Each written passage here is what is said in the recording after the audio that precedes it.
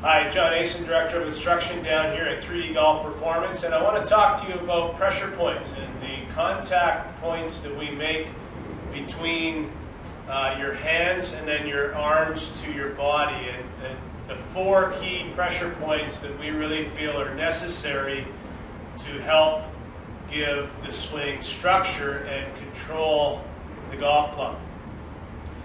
Starting with your hold, the left hand is sitting in a position where the left heel pad is on top of the handle and the handle is resting underneath the heel pad. Well, the heel pad is our number one pressure point, and we use the last 2 to 3 fingers to wedge the butt of the club into the heel of the hand, and I want pressure down on the heel of that left hand. At the start and throughout the swing, that pressure should never come away. In the right hand, we want to make sure that the pressure is also in the heel of the right hand and into the cavity where the lifeline is here, and that sits right against the back of my glove thumb, my left thumb, and it pressures back against that thumb to keep the hands together, and again to form some pressure against the back of the shaft and the left thumb. The third pressure point, maybe one of the most important, is the big knuckle of the trailing forefinger, and it sits on the back of the shaft, and it's basically controlling the club head, and it's right behind the sweet spot. So I feel like it's my hook for the sweet spot. I really can feel the control I can have over the club face, club head, with that big knuckle pressuring against the back of the handle. So very important for you to feel those 3 pressure points, and your waggle should incorporate those 3 pressure points as though you're pushing down on the left, as you're pushing out against on the heel of your right hand against the glove thumb, and it should just waggle the club beautifully back into the correct start position from 1 to 2. So just do lots of drills where you're doing 1 to 2, your start position to position 2 here, and you should feel like you hooked that sweet spot and you got control of the club face and club head, and you can sense where it's at, and you've created your ideal wrist conditions, the bent right one and the flat left one. The fourth pressure point is going to be the contact point between the back of your left arm and your chest up here. So we want to make sure that the pressure stays connected so that the arms and the body will stay linked. During the golf swing, we've got to have the arms creating the body pivot, and we want to have a real sense of connection.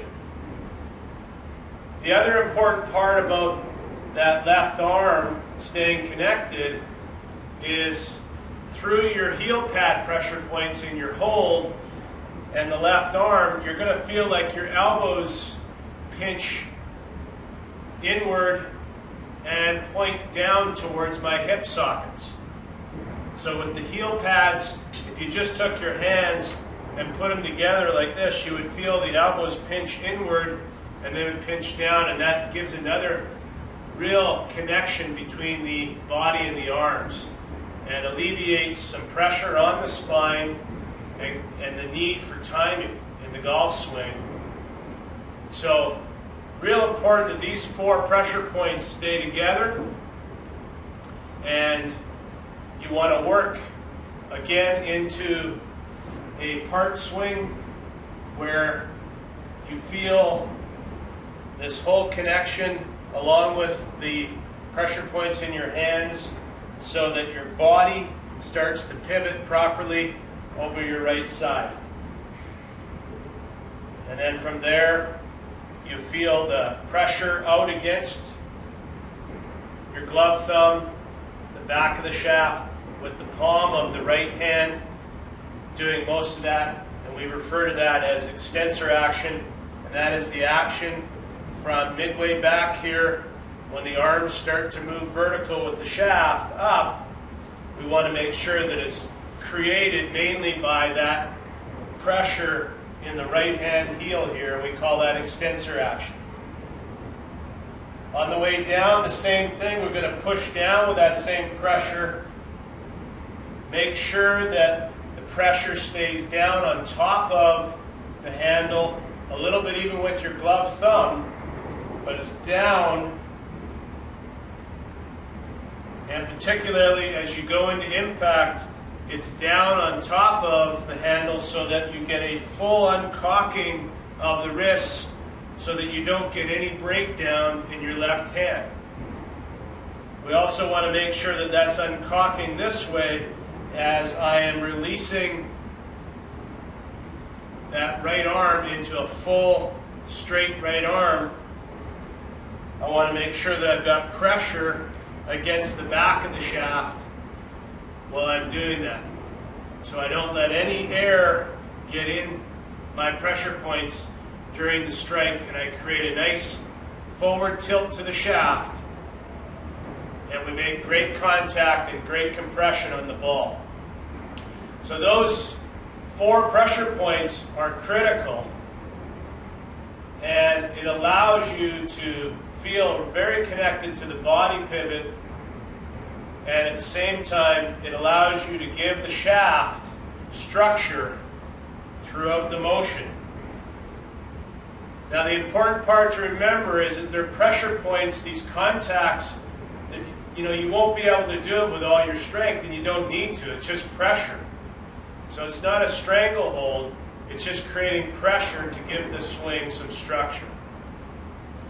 So work with that for a while and make sure that you start out with the hands, and doing the waggle is very, very important to feel the connection that you have with the golf club, and then the feeling of number 4 pressure point up here in the back of the left arm, so that the movement of the arms into your backswing here, your midway back position, creates some pivot into your right hip socket.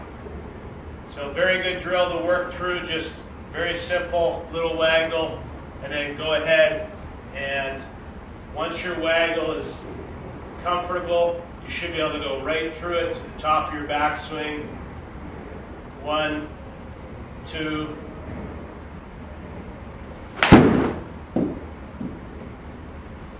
and let it go. So good luck with that. Good golfing, and remember, enjoy that hit.